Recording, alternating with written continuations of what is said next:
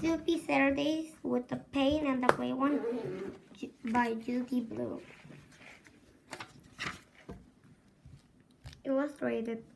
Illustrations by James Stevenson.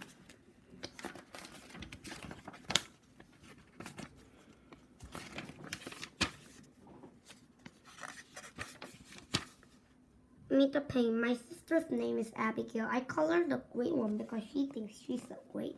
She says I don't think it, I know it. When she says that, I laugh like crazy.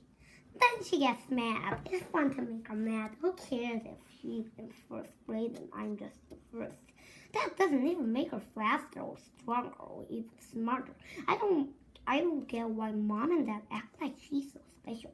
Sometimes I think they love her more than me. Meet the Grey One. My brother's name is Jacob, but everyone calls him Jake. Everyone but me. I call him the Pain because that's what he is. He's a first grade pain. And you'll always be a pain even if you live to be 100. Even then, I'll be 2 years older than him. I'll still know more about everything. And I will always know exactly what he's thinking. That's just the way it is. I don't get why Mom and Dad act like he's so special. Sometimes I think they love him more than me.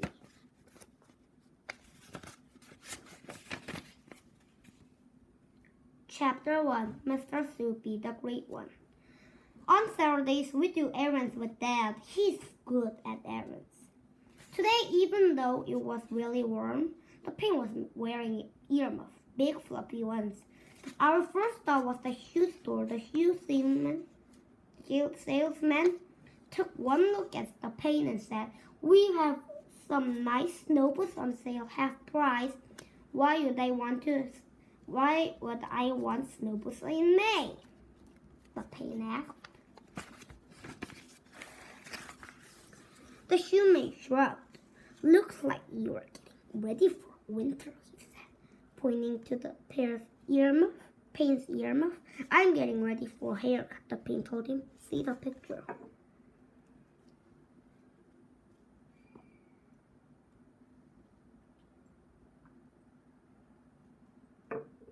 "Oh," the shoe salesman said, as if that made perfect sense. The Pain got a pair of sandals. So did I. From the shoe store, the three of us walked up the street to Mr. Soupy's. Mr. Soupy is our hair cutter. You have to be under 12 to have Mr. Soupy cut your hair. In the window of his shop, there was a sign. It said, "Mr. Soupy gets the job done." Mr. Soupy sings while he snips your hair. "No more than an inch," I reminded him when it was my turn. "A big inch or a little inch?" "A little inch," I said. I knew when Mr. Soupy was done because he whipped off my cape and shook out the hair. I watched it as it floated to the floor.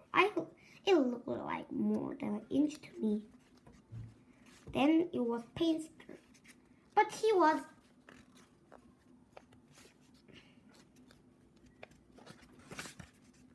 still outside. He looked over that Dad was in the waiting area reading a magazine. Then the Pain looked at me. "What?" I said, even though I know what. The Pain is scared of haircuts. He didn't used to be scared. Nobody knows why he's suddenly weird about them. Maybe he knows, but if he does, he's not telling him. Finally, he climbed up into the chair. Mr. Soupy said, walking around. "It's hard to give a good haircut when a person is wearing earmuffs." The Pain just sat in the chair, pretending he couldn't hear a word. I lifted one of his earmuffs halfway off and talked right into his ear. "Mr. Soupy says he can't give you a good haircut while you're wearing earmuffs." As soon as I said it, I started wondering if Mr. Soupy is his real name. Probably not. It's probably just something he invented. If it is his real name, I wonder if his first name was last. Probably last. I wonder what is first. Name is Sam Soupy, Scott Soupy, Zach Red Soupy. Mr. Soupy tries to get the pain to take off his earmuffs. He made silly faces. He did a wild dance, but he wasn't getting anywhere. The pain just sat there. Finally, I said, "Why don't you try it with just one ear covered? That way, if Mr. Soupy doesn't cut off your first ear, you'll know you're safe." The pain didn't answer. "Look around," I told them. "Do you see anyone without 2 ears?" The pain looked at the kids who were waiting. They looked back at him. "That doesn't mean it can't happen," he said. "Besides, if Mr. Soupy cut off your ear, would you come back?" "The only cut you get at my shop is a haircut," Mr. Soupy said, then laughed at his own joke. I laughed with it, but the pain didn't even smile. "You can cut the back," the pain told Mr. Soupy. "You can cut the front, but you can't cut around my ears. Those are the rules." "Okay," Mr. Soupy said. "No problem." "You can do that?" The pain answered. "Sure." "Won't you look funny?" I said. "Sure," Mr. Soupy said. But he didn't say he cared about looking funny. Mr. Soupy raised his scissors to the pain's head. As soon as he did, the pain let out a wail. "Wow!"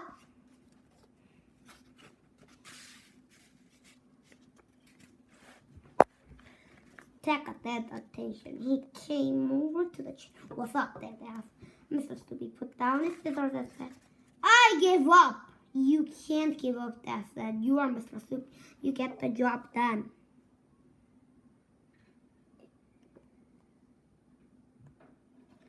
Mr. Soupy sighed. "Bring him back in a few days," he told Dad, "when I don't have a crowd waiting." At home, the pain said, "I'll grow my hair long and wear it in a ponytail." "Mom."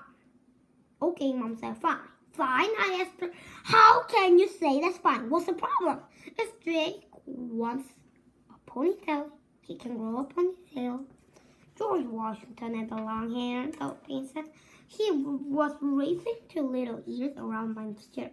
Fuzzy was trying to catch them. "Oh, excellent," I thought. "My brother's going to look like George Washington." "Are you going to get wooden teeth too?" I asked him. "Because George Washington has wooden teeth. Did you know that?" The pain opened his mouth and showed off his teeth. 3 weeks went by. The pain's hair was flopping in his eyes. "How long does it take to grow a ponytail?" He asked. "A long time," I told him. "How long?" he asked. "All summer at least." "All summer?" he repeated as if he couldn't believe it. I offered him buratis. He knocked them out of my hand. Fluffy batted them around on the floor. I tried not to laugh. The next day I said, "I have an idea." I got some cardboard, a pair of scissors, my best markers, and some string.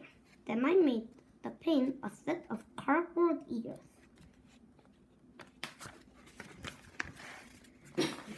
"Green ears with pink dots," the pig said when I was finished. "Why not?" I asked, attaching them to his ears. "Suppose Mr. Soupy cuts through the cardboard," the pig said. "He won't." "How do you know?" "Did you ever try to cut through cardboard?" I said. The pig checked himself in the mirror. "I look like someone from another planet." "You act like someone from another planet," I told him. "That's how much you know," he said. But the next Saturday, he wore his green ears with the pink dots to Mr. Soupy's shop. "Nice ears," Mr. Soupy said. "Thanks," I said. "I made them." "Good job," Mr. Soupy said. I had to agree. Mr. Soupy got to work. He saved the ear trim for last.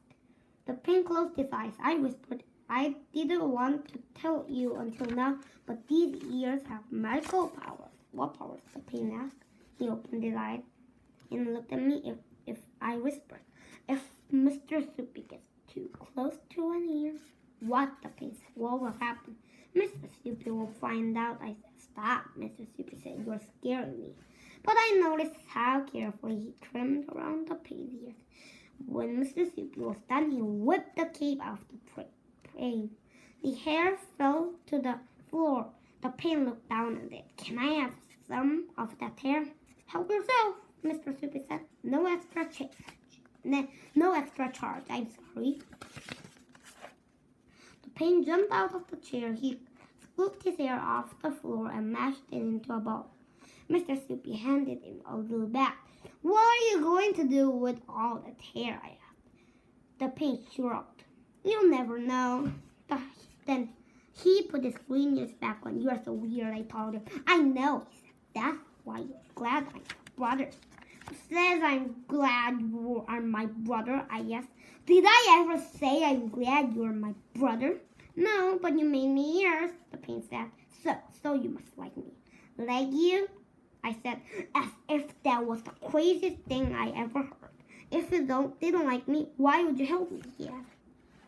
Help you? I said, as if that was the weirdest, second crazy thing I ever heard.